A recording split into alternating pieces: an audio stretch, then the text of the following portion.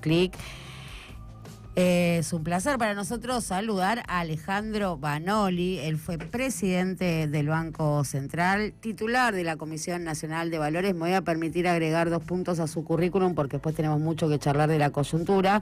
Y de la Comisión Nacional de Valores se tuvo que ir porque los jubilados hacían cola en la pandemia, y del Banco Central se fue con una causa por hacer uso de una herramienta de política económica que es intervenir en las expectativas devaluatorias que se generan en el mercado del ROFEX, y que a la luz de los días que estamos pasando, bueno, si vamos al quantum, el gobierno nacional lo que vino haciendo en los últimos 15 días en ese mercado realmente sí es obsceno, no por hacer uso de la política económica, sino por el quantum, por lo que dilapidó en ese segmento.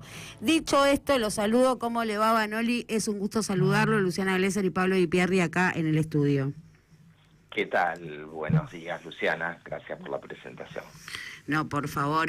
Bueno, a ver, Banoli, varias cosas. Voy a empezar por lo que queremos saber todos. Se abrió el cepo no existe más, era un candado, le pusieron una llave y se abrió, ya está, el dólar es libre, y si efectivamente esto se trata de una devaluación o es una flotación entre bandas. Bueno, sí, en realidad el régimen cambiario que empieza hoy es una flotación entre bandas. Supuestamente, si tocara el piso, o sea, por debajo de 1.000, el Banco Central tendría que comprar para subirlo por encima de 1.000, y si llegara a 1.400, el Banco Central debería vender para mantenerlo por debajo de ese techo, ¿no? Un poco la proyección que había era esto, que abriera en algún punto intermedio, como en principio las primeras operaciones. Creo que para el gobierno era importante mantener que tenía y tiene algún grado de control sobre lo que pasa en el dólar, y esto tiene que ver con algo que para mí es importante, porque vos como disparador lo planteaste, algo que el gobierno instala pero que es semi-verdadero o parcialmente falso, que es que el cepo no está totalmente abierto, ¿no? O sea, sí se ha habilitado hoy a que las personas con operaciones en cuenta puedan comprar dólares libremente, como ocurría hasta septiembre de 2019, pero para las personas jurídicas, para las empresas, para los grandes inversores, sigue habiendo un montón de limitaciones que hacen que no haya toda la demanda potencial en el mercado de cambios. O sea, el gobierno se aseguró algo que es marketinero para la clase media, que instala un tema, saca el dólar blend, lo que le permite de alguna manera acumular un poco más de reservas, pero obviamente fuera del día a día, de lo que pueda resultar un poco de las operaciones especulativas o de las primeras operaciones que se vayan armando, la duda está respecto a la sustentabilidad que tenga este esquema en una economía donde, fuera de la devaluación, los grandes temas que tienen que ver con las cuestiones que nos llevaron a esta crisis no cambiaron en nada del viernes para hoy. Entonces, ¿cómo ves? ¿Este esquema es sostenible? ¿Es una balsita que llega? ¿De qué depende? Yo creo, este programa, que, no era el plan A de Milei. O sea, el plan A de Milei era aguantar todo como estaba hasta octubre, pero evidentemente la dinámica del último mes y las presiones del FMI lo obligaron a tomar el dinero, el crédito, a cambio de la devaluación, a cambio de la flotación. Es un riesgo. ¿Por qué, Luciana? Porque independientemente de las críticas que uno pueda hacerle a este modelo, que tiene que ver con una apertura a contramano del mundo, que hace que salgan dólares estructuralmente, vivimos una situación muy compleja, un mundo que está en el medio de una guerra geopolítica y donde los factores de riesgo para sostener a cualquier precio el dólar se ven muy limitados, ¿no? O sea, estamos en un contexto donde las monedas latinoamericanas tienden a devaluarse, donde los precios de los exportables que Argentina vende también están cayendo. Entonces, habrá que ver si un esquema que no es tan rígido como el anterior, que subió un poco el piso de la devaluación, pero que intenta congelar todo en el 1%, cuando la inflación de los próximos meses va a ser mucho más alta y el tipo de cambio se va a retrasar, yo creo que hay grandes riesgos a que haya más tensiones los próximos meses, por fuera de que el gobierno y el fondo hayan calibrado que de alguna manera el gobierno tenga los dólares para poder mantener todo con alambre de cara a la elección. Bueno, varias cosas de lo que planteas. Ahora voy con tema precios. Pero vos en la columna que publicás hoy en Ámbito contás que el Banco Central se reúne con exportadores y con importadores y de alguna manera tiene un cierre, un acuerdo comercial, un cierre político, y se ve claramente, ¿no?, en los 400 millones de dólares que cayeron el viernes, que eso fue lo que se llevaron los importadores como para estar tranquilos un tiempo, y lo que mencionás vos de la eliminación del dólar blend, que también, ¿no?, le da un premio, le da la ganancia o cierra con los exportadores para que le liquiden, y lo propio con las tasas de interés. Pero entiendo que vos decís que ese acuerdo, ¿no?, o ese cierre, que es la balsita con la que pretende llegar a la orilla legislativa, se le pone en jaque por los factores externos, digo, derrumbe de precios de los commodities, la volatilidad que pueda venir de afuera. ¿Eso estás diciendo? Exactamente, estoy diciendo eso. El gobierno tiene una carta adicional que hasta ahora no jugó porque tiene costos, que es subir la tasa de interés para que los que vengan al casino, o sea, lo que se llama el carry trade, ¿no?, los inversores de afuera o de adentro que apuesten a la tasa en pesos, que le gane a la tasa de evaluación, ganen y sostengan este esquema cambiario. Hasta ahora no lo hizo. ¿Por qué? Porque esto obviamente tiene un montón de contras, aumenta el costo de la deuda y ni hablemos sobre el nivel de actividad, porque si algo se recuperó la economía después de la devaluación, el cimbronazo de la primera mitad del año pasado, fuera el pulmotor del blanqueo, tiene que ver con que la gente no solo deshizo colchones en dólares, que probablemente trate de recomponer en alguna manera los que pueden, sino que la economía, se reactivó vía el crédito, ¿no? El crédito de las familias vino creciendo estos meses de manera muy fuerte, sea para consumir o hasta para intentar comprar un departamentito y dejar de alquilar. Yo creo que este contexto de inestabilidad cambiaria y de suba de tasas, y le va a poner un límite a la actividad, un límite que además se lo está poniendo una inflación que viene subiendo y que va a ser todo un test para lo que siga la política económica. Pero lo cierto es que, si las charlas amigables con exportadores, importadores, manos amigas no alcanzara para sostener el dólar dentro de la banda, creo que el segundo recurso es apostar a la supertasa para tratar de inducir a que por lo menos hasta octubre los grandes operadores se queden en pesos. Alejandro, Pablo Di Pierri te saluda, ¿cómo estás? Bien, ¿cómo te va? Bien, estamos viendo acá con Luciana que más allá de la cotización del dólar Banco Nación, en los bancos privados hay otro tipo de cotizaciones. Con respecto a eso, ¿tiene forma de intervenir, de jugar? ¿No le interesa? ¿Qué actitud ves en el gobierno nacional? No, a ver, yo mencionaba, tratando, obviamente que no puedo hacer de psicólogo del ministro, pero imponiéndome, un poco, en el lugar y un poco sobre la base de tratar de entender qué puede hacer un ministro con visión de trader, desde una mirada muy financiera y muy de corto plazo. Yo creo que acá el gobierno está entre dos tentaciones, ¿no? Yo creo que, una tiene que ver con decir, que quede 1.200, por ejemplo, 1.200 y pico, y decir, vieron que no pasó nada, no hubo ninguna catástrofe, la devaluación fue, pongámosle, 15%, es un reacomodo que, dijo Milei, no debería ir a precios. Yo creo que empezamos a ver ya que hubo movimientos en precios entre el fin de semana y hoy. Eso por un lado, ¿no? Tratar de que quede en el medio de la banda y bajo control. La otra, que yo creo que tiene que ver con el espíritu del ministro, tiene que ver con decir, toréenme, ¿no? Dejemos que se vaya a 1.400, y ahí los estoy esperando y los hago perder plata. Lo bajo de nuevo a 1.100, 1.200.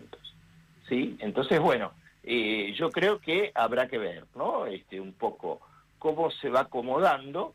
Yo hoy estoy viendo, fuera de que todavía hay temas de información, temas de sistemas, los bancos tuvieron contrarreloj que actualizar el home banking, que todavía no estamos viendo toda la demanda de minoristas, pero de nuevo, y esto es importante aclararlo, esto no es como en fin de 2015 o 2018, donde estaba potencialmente toda la demanda institucional susceptible de dolarizarse. Ahora, si la situación se complica, y creo que acá hay una falacia del gobierno que hay que marcar, ¿qué dice el gobierno o algunos economistas amigos?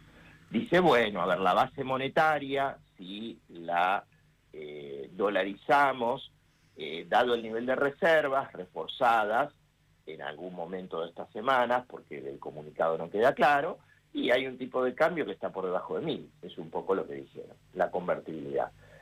Una convertibilidad que se respetó en los 90 y que no evitó una dolarización y una crisis, ¿no? Recordemos, en 2001.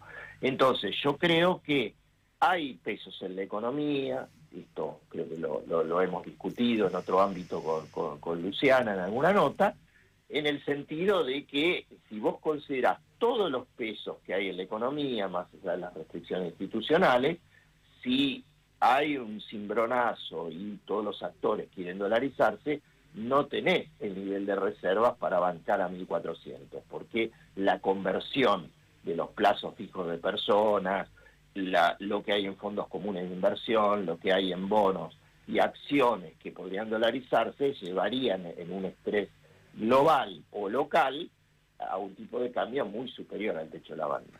En ese contexto, entonces, la postura del gobierno es temeraria, porque no podría hacer frente a la resistencia de los tenedores de pesos si decidieran no quedarse en su posición. Y creo que el gobierno jugó a suerte y verdad, porque yo creo, un poco lo dije al principio de la entrevista, creo que claramente el plan A del gobierno era seguir con la devaluación del 1% hasta octubre, con cepo y con el tipo de cambio anterior para anclar los precios, pero pasaron cosas, los precios empezaron a subir con cepo y sin devaluación, el Banco Central venía perdiendo reservas y vendiendo en el mercado, y entonces evidentemente calcularon de que esta estrategia era riesgosa, que el contexto global y local podía generar una mayor crisis de acá a octubre, y entonces, bueno, decidieron aceptar las condiciones del FMI, en buen romance devaluar, en buen romance dejar flotar el peso con limitaciones, para tratar de, en este plan B, aguantar en mejores condiciones para llegar a octubre. ¿El plan es dolarizar? ¿Sigue siendo eso? Y, a ver, yo no lo descartaría porque, evidentemente, si uno piensa en la mirada geopolítica de Milei y, digamos, en el supuesto paraíso de una Argentina con una inflación baja, uno puede decir, puede ser, de cara a una eventual reelección, un derrotero posible. Hasta acá no es lo que el gobierno está haciendo, al contrario, digamos, a contramano de su discurso, romper el Banco Central, supuestamente ahora dice que intenta fortalecerlo, no intervenir en los mercados, y hasta acá el gobierno ha intervenido y sigue interviniendo en el dólar oficial, en los dólares implícitos, así que yo creo que por lo menos por un tiempo la apuesta del FMI es que la Argentina se convierta en una suerte de Perú, ¿no? En un país donde haya inflación baja, donde el dólar no se mueva, donde en todo caso flote, pero con una moneda propia, ¿no? Por supuesto que modelos como estos son compatibles con alto desempleo, con precarización laboral, con pobreza, más allá de que puedan ser más estables inflacionarios en lo inflacionario en corto plazo, y yo quiero marcarles algo. Yo entiendo que, a ver, el foco de todos hoy está en cuanto está el dólar y qué pasa con el cepo, pero pongamos un ojo en cuáles son las condiciones estructurales que tiene esto. O sea, el gobierno ha puesto en negro sobre blanco el Staff Report, que es el documento que avala este crédito en el FMI, que va por una reforma laboral, que va por una reforma previsional. Entonces, a mí me parece que es interesante ver un poco cuál es la apuesta de mediano plazo. Entonces, más allá que haya dolarización o no, el gobierno está profundizando las reformas, y el resultado de este tipo de reformas siempre es más pobreza, más desigualdad, más deterioro de las condiciones sociales, y eso es un poco la hoja de ruta del gobierno de cara a los próximos meses y años. Ale, cuando vos planteás en la columna de ámbito, planteás esto de los plazos, ¿no? El día después de mañana. Hoy, mañana, esto de cuando llegue el fondo o el desembolso, se habla de que va a llegar mañana.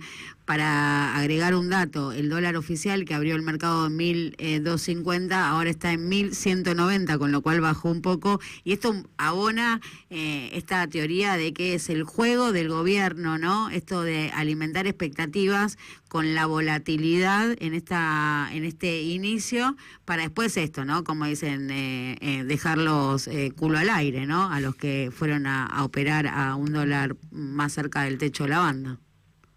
Bueno, yo creo que obviamente el gobierno quiere presentar como un éxito político, como no puede con la inflación hasta acá, mostrar un dólar quieto, ¿no? Yo creo que evidentemente la foto que hoy quiere el gobierno es decir, abrimos y no pasó nada, y todos los que alarmistas que dicen, bueno, yo creo que no hay que abonar triunfalismo. Yo mismo te digo, yo creo que el gobierno, salvo que el mundo se ponga más complicado, puede llegar con alambre hasta octubre, pero yo creo que nadie puede arrogarse triunfalismo. Hemos visto muchos gobiernos con esquemas similares, donde también por el apoyo internacional, por el nivel de endeudamiento, festejaron estabilización a corto plazo, pero a la larga la economía real te la termina cobrando, ¿no? Y evidentemente vuelvo al tema, ¿qué hacemos con la apertura importadora? ¿Qué hacemos con todos los problemas de una economía que no genera dólares genuinos, que no tiene un proyecto de país que permita pensar que la restricción externa se va a solucionar? Porque básicamente acá la receta que es deuda, carry trade, entonces festejamos una estabilización de un paciente que sigue enfermo, no que se sanó. Clarísimo, Vanoli, muchas gracias por esta clase magistral que nos diste acá, los triple cliqueros. Muchas gracias. No, gracias a ustedes. Un abrazo. Un abrazo. Pasaba, Alejandro Vanoli, él fue presidente del Banco Central, de esto algo entiende.